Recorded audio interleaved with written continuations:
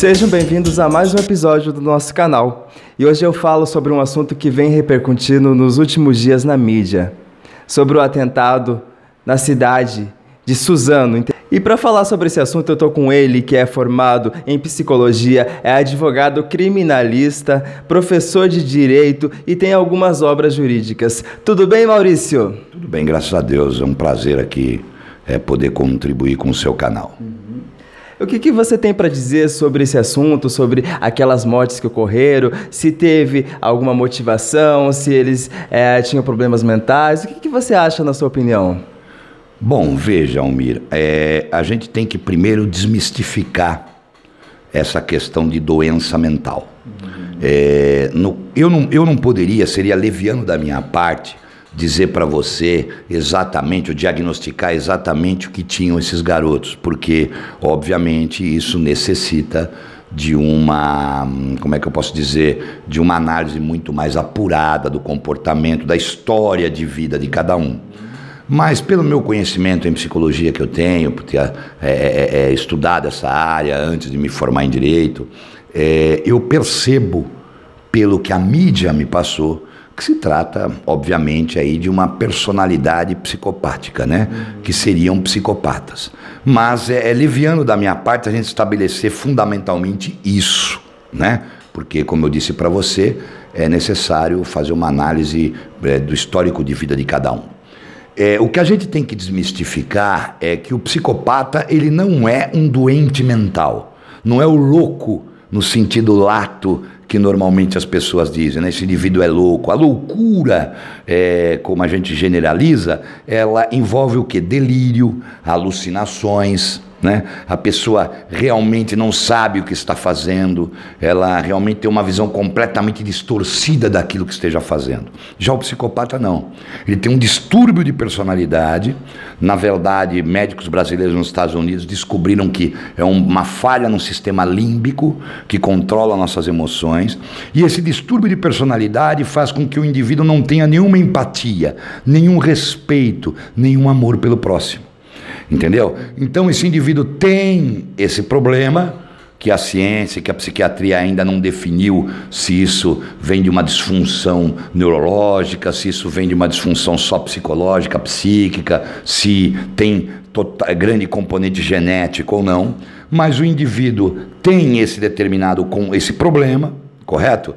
E ele, com o tempo, em razão de alguns problemas na sua vida, problemas familiares, a maioria das vezes, eles acabam desenvolvendo esse tipo de comportamento, ou surtando, como dizem assim, né? Eles surtam e acabam cometendo, né, digamos assim, essas atrocidades. Nem sempre o psicopata é violento. Existem políticos, os corruptos são psicopatas, porque eles não têm nenhum apreço, não tem nenhum remorso, nada pelo ser humano. Vamos supor, o político corrupto, ele vai lá, ele surrupia o dinheiro público que seria utilizado, por exemplo, em hospitais, etc. Ele não está nem aí para isso. Na verdade, o psicopata, ele sente prazer no uso do poder dele de subjugar o outro. Quando a gente fala do serial killer, por exemplo, às vezes ele não sente o prazer nem no ato sexual em si, mas só no ato de quê? De subjugar o outro sob o seu poder, né? Não tem nenhum apreço, não tem nenhum carinho, não tem nenhum remorso pelo que ele faz. Isso é o psicopata. Já o louco, que a gente normalmente de forma genérica chama de louco, ele já tem delírios. Por exemplo, ele mata determinado indivíduo porque acreditava que aquele indivíduo fosse um extraterrestre, por exemplo. Ele tem certeza disso. Já o psicopata não. Os meninos sabiam o que estavam fazendo, planejaram isso e o fizeram por quê? Porque por um desejo de subjugar ou por acreditar que aquilo fosse necessário por uma questão social e etc. tal, mas não que estivessem fora de si. Pelo contrário, eles estavam muito conscientes do que estavam fazendo. É nesse ponto que eu quero chegar. Qual foi a motivação desse crime, na sua opinião? Veja, segundo eu vi pela mídia, né, a informação que a gente tem é a mídia, eles colocam lá, logo estaremos lá com Alá ou com Deus, com 7 virgens, né? Já é raro aí, né? Porque na verdade, pelo que eu sei da história, são 70 virgens, né? O motivo não importa muito, eles acham um motivo qualquer, porque qual é o desejo deles? Subjugar o outro. Qual é o desejo de causar o sofrimento ao outro? Qual é o desejo deles? Mostrar o poder deles sobre o outro, né? Então, é isso que faz com que eles façam esse tipo de atrocidade, né? Não existe um objetivo em si. Você pode ter gatilhos. Por exemplo, um bullying pode desencadear isso? Pode, não necessariamente. Um videogame pode? Não necessariamente, né? Que todo mundo que joga videogame, não. Agora, se o indivíduo tiver esse tipo de problema, um jogo de videogame, de repente, uma ideia, alguém pode influenciar, um problema que esteja ocorrendo, de repente, você não viu o caso aí até da Nova Zelândia, né, que teve aí, o indivíduo matava porque ele buscava o quê? De certo, um preconceito com outras religiões, com outras raças e etc. Tudo pode ser um motivo. A culpa não é dos videogames, então? Não, de videogame, senão estaria muito mais cheio. Eu jogo videogame, meu filho joga videogame e nunca vi nenhum comportamento, né? A culpa, na verdade, é o problema que a pessoa tem e qualquer coisa pode desencadear. Normalmente, isso não é uma coisa assim repentina. Ele tem um problema, como você vê no caso, segundo a mídia passou. Parece que ele não teve um relacionamento com o pai legal, não viveu com o pai. A mãe tinha problema de dependência química, viveu com a avó que faleceu, o tio o demitiu. Então você pega um indivíduo que tem uma tendência a ser psicopata, que passa por tudo isso e de repente ele não consegue lidar com isso, ele acaba desenvolvendo um comportamento que pode ou não ser agressivo, né? O que a gente tem que tomar um certo cuidado é poder, de repente, vislumbrar no jovem, nos filhos, nos alunos e etc., comportamentos um pouco diferentes do normal, tal, para que a gente possa tomar um certo cuidado, na verdade, né? Poderia ser evitado com que esses jovens entrassem armados dentro de uma escola? O que você acha? Eu vou dizer para você o seguinte, a gente não pode prever que ele iria fazer isso, mas a gente podia prevenir o que aconteceu. Há um grande problema hoje na sociedade que fala, não, o politicamente correto. Não, como é que vai revistar jovens? Jovens vão ser revistados na escola. Ora, a própria Constituição Federal dá o direito à intimidade de cada um. A própria Constituição Federal, por exemplo, dá o direito de propriedade, mas o próprio Estado, o Estado do sentido de nação, município, o Estado mesmo, dá o direito de repente, desapropriar a sua propriedade, né? Em razão do problema coletivo, da necessidade coletiva. Então, o teu direito de intimidade, né? O teu direito a não ser constrangido depende do coletivo. Se for em prol do coletivo, você tem que ser subjugado no seu individual. Então veja, se nós temos essa possibilidade, começou a acontecer, de ter essa possibilidade de que psicopatas, pessoas com comportamento desviante, causem problemas causem problemas como esse que nós vimos em Suzano nas escolas, caberá o quê? Ao poder público começar o quê? Fazer revista dos alunos na escola. Por que não? Que mal há nisso? Eu sou revistado quando entro no fórum. Qual de vocês todos que estão assistindo não são revistados quando vão pegar um voo, um aeroporto? Né? Todos são. Desde que se faça isso sem constrangimento, de uma forma normal, natural. Então eu acho perfeitamente possível isso. Eu acho que deveria ser feito isso.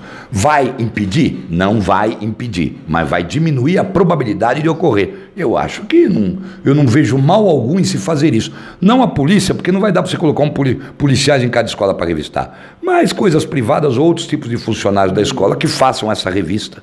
E outra, né? Você viu pela reportagem que os rapazes entraram na escola, ninguém perguntou quem eram, nada, aberto. Ali entra e sai quem é uma escola, não só deve entrar quem tem interesse. Quem é você que vai entrar aí? Peraí, me dá o seu nome. Espera um pouquinho, deixa eu olhar a sua mala. Deixa eu olhar, por que você vai entrar? Você quer ver o quê? Você já foi aluno, não foi? Não, ele entrou, abaixou ali, abriu a mala e começou a tirar em todo mundo. O Major Olímpio, ele defendeu que os professores poderiam estar armados. O que você acha, se eles estivessem armados, conseguiriam ter evitado o que aconteceu? Veja, Almir, primeiramente deixa eu fazer uma ressalva que eu conheço o Major Olímpio, conheço pessoalmente, Ele costumava sempre almoçar num clube que eu também faço parte, meu pai fazia, falecido pai fazia, etc., na Tabatinguera. E sempre conversei com ele, um homem extremamente, muito boa gente, um político assim legal para conversar, um cara que realmente conversa com você, não por ser só político, etc., ele gosta disso. Só que, com todo respeito, eu acho uma medida populista. Por que populista? Você vai armar o professor, né? Você vai armar o professor, aí sim você vai criar constrangimento para aluno, o professor tem que estar preparado para isso, o professor pode interpretar de uma outra forma determinadas coisas em sala de aula, ter uma discussão com o aluno. Eu acho que não. Você tem que ter profissionais de segurança fazendo a revista e a segurança na escola. Então o Estado, a escola privada tudo bem, ela se vira e faz isso. Agora, o município ou o Estado, ou as universidades federais, que se fosse o caso, tem que colocar pessoal lá apto para esse tipo de trabalho, etc. Não armar professor. Não vai resolver. Eu não sou contra o porte de arma.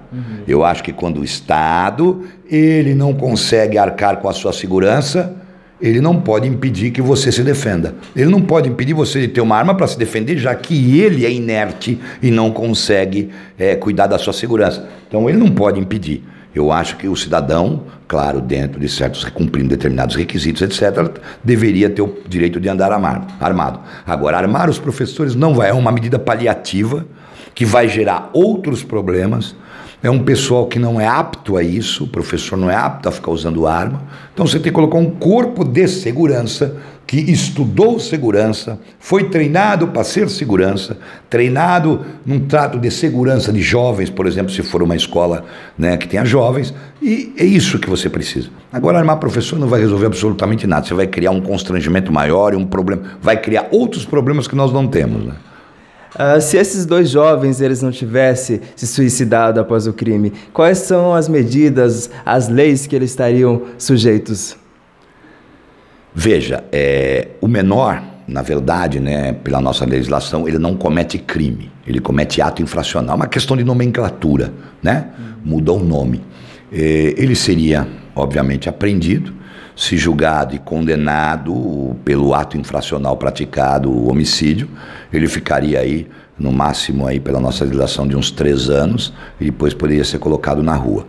O maior não, né? O maior responderia criminalmente, como são crimes dolosos contra a vida, ou seja, crimes de homicídio e tentativas de homicídio, ele seria conduzido provavelmente a ser julgado pelo tribunal do júri, e se condenado às penas máximas, aí poderia ficar no máximo 30 anos. Agora, se de repente fosse descoberto, foi feito um incidente de sanidade e chegasse à conclusão de que eles não fossem psicopatas, mas sim doentes mentais que realmente não soubessem o que estavam fazendo, ou seja, louco na acepção genérica e popular do termo, que eles não sabiam realmente o que estavam fazendo, aí eles não seriam condenados, não poderiam ser julgados, seriam colocados em o maior, né, seria colocado aí no manicômio judiciário para tratamento, etc. Mas acho que não é o caso, porque eles são pessoas apesar que eu falei para você, a gente tem que fazer uma ressalva porque precisa de um estudo aprofundado de cada histórico de vida, mas visualmente, pelo meu entendimento ali, eles aparentam ter uma personalidade, são psicopatas e é apenas um distúrbio de personalidade onde o indivíduo tem consciência de tudo que está fazendo. Então é isso, um para o tribunal do júri e o outro apreendido como menor. Maurício, agora usando o seu conhecimento jurídico, o que você acha que está faltando no Brasil para que se melhore a segurança? O que está faltando no Brasil para que se melhore a segurança é a criação de leis que deem ao poder público, à polícia principalmente, maior capacidade, mais capacidade para poder desvendar e chegar ao criminoso. Eu não digo nem leis mais duras, penalidades mais duras, eu não digo isso, né? Até porque o problema é o indivíduo, não é a pena, é o que o indivíduo acha que não vai ser pego. A mídia colocou sobre esse atentado que aconteceu em Suzano, que tem a ver com questões políticas. E agora eu pergunto para ele, para o Maurício, qual é a sua opinião a respeito disso? Olha, eu acho que não tem nada a ver, o pessoal está polarizando de novo, né? Direita, esquerda, não. Por exemplo, A escola de Realengo. Se não me engano, foi em 2011. O governo era do PT. Aconteceu agora de Suzano. 3 meses de governo Bolsonaro. Correto? Ah, não, é porque é governo de direita, né? O Trump, Bolsonaro. Pera um pouquinho. A escola de Columbine, que os meninos se inspiraram, inclusive dizem que eles teriam se inspirado. Aconteceu em 1999. Quem era o presidente americano? Bill Clinton, democrata. Um cara tranquilo, ele não era belicista. Então, não há nenhuma ligação que a gente possa fazer segura com questão política. Olha, por causa dos armamentos, não é a questão do armamento que pode armar a população. Não, esses rapazes conseguiram a arma de forma ilegal. Foram conseguidas com vieses, né? Não foram conseguidas comprando normalmente, como se adquirir uma arma legalmente. Então, não tem nada a ver. O pessoal tem que parar de polarizar isso, né? De que isso seria por causa da direita ou por causa da esquerda. Não. Nós tivemos crimes. Agora, é lógico, nós estamos notando o seguinte, Almir, que no passado longínquo, na minha época de jovem, por exemplo, eu estou com 53 anos, na minha época de jovem não tinha isso. A gente não vinha esse tipo de coisa. Por quê? Porque o que eu noto bastante, a família era mais unida. Você tinha uma mãe e um pai presente, sempre junto, sempre ali com o filho. Hoje, as famílias estão ficando um pouco mais dispersas, até pela necessidade. É mulher trabalhando, homem trabalhando, todo mundo trabalhando. Aí o menino quer determinada coisa, as famílias dão, porque parece que não dá, a criança se revolta e fica aquela permissividade, entregam tudo para as crianças. Eu vi criança aí de 8 anos de idade ganhando celulares caríssimos, que nem adulto às vezes usa um celular daquele. Não contra a pessoa ter, mas é uma permissividade. Eu dou para você para me livrar de você. Você para de me encher o saco. Você tá entendendo? Estou te entregando o celular aqui, eu não me encho o saco. Deixa a criança quieta. Falta, né? As famílias não estão mais almoçando e jantando junto. Cada um pega o seu prato, vai para cada quarto, né? O pessoal, você senta numa mesa, você vê 5 pessoas na mesa, 5 estão no celular, conversando com outros. Uma olha para o outro, fala alguma coisa e volta pro celular. Ah, peraí que eu vou te passar isso, eu vou te passar aquilo. Quer dizer, não está tendo aquele contato mais familiar. A família está diluindo bastante. Eu sinto que a família está indo embora aos poucos. E os nossos filhos e os nossos netos, que vai ser mais ainda isso. Então vai faltar aquele contato familiar, aquele amor materno, fraterno, de você estar sentado de manhã tomando café ou num domingo de manhã com a família toda, o pai repreendendo, o pai conversando, passando, dando para o filho certos castigos que são necessários. Eu vejo criança, eu gostava muito de um grande psicólogo, um japonês, acho que era o Shinashiki, se não me engano, eu não lembro o nome. Roberto Shinashiki. Isso. E ele fala que ele falava, né? Criança é parafuso de geleia. Se você espreme muito, você estoura. E se você não apertar com força, ele não entra. Então você tem que ter a medida certa para controlar. Não fazer tudo o que uma criança quer, né? Você tem que ter um controle, você tem que botar limites. Está faltando limite. Hoje você vê criança fazendo algazarra, bagunça em shopping, gritando, dominando pais. E eles começam a não ter mais limites, os pais estão perdendo o controle. Estão perdendo o controle por quê? Porque a família está se encaminhando para isso, está faltando aquela ligação familiar, aquele amor materno, fraterno, todo mundo junto, você está entendendo? E isso é a base da formação da personalidade de qualquer um. Agora, para finalizar a nossa conversa, nós vamos fazer um bate-bola. Você é bom em bate-bola?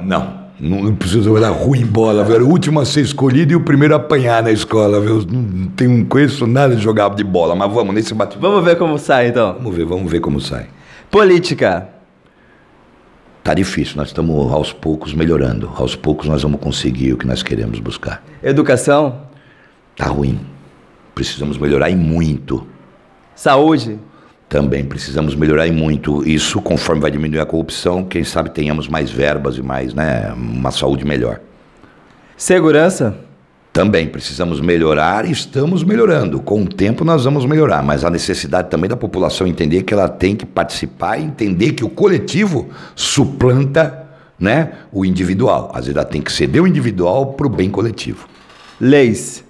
Leis têm que ser respeitadas sempre, como dizia Rui Barbosa, pela lei, com a lei dentro da lei, porque fora da lei não há salvação. Brasil. O Brasil é um país maravilhoso, vai ser a maior potência mundial, tem um povo maravilhoso, um povo com vontade, um povo com uma, como é que eu posso dizer, criatividade fantástica. Deixa sua mensagem. Bom, eu acho que a gente tem que começar, né, usar as mídias sociais de uma forma coerente, correta e parar de ficar polarizando. É de direita, é de esquerda. Nós estamos no mesmo barco, no mesmo país, né? E se esse barco afundar, afundamos juntos. Então eu acho que a gente tem que começar a entender que o importante é esse país ir para frente de uma forma correta, coerente, não porque você é islâmico, porque você é católico, porque você é protestante, ou que você é de direita, ou que você é de esquerda, não importa, estamos no mesmo barco. Obrigado, Maurício. Eu conversei com ele nessa entrevista de hoje, falando um pouquinho mais sobre o caso de Suzano e trazendo mais informações para vocês. Eu quero que vocês deixem seus comentários, deixem sua opinião, fale se gostou, se não gostou do vídeo, que podemos fazer novamente uma nova conversa com o Maurício. Você topa? Topo, sim, e agradeço, viu? Muito obrigado em poder expor opinião, viu? Deus abençoe vocês aí. Obrigado. Fechou. Valeu, foi legal. É natural.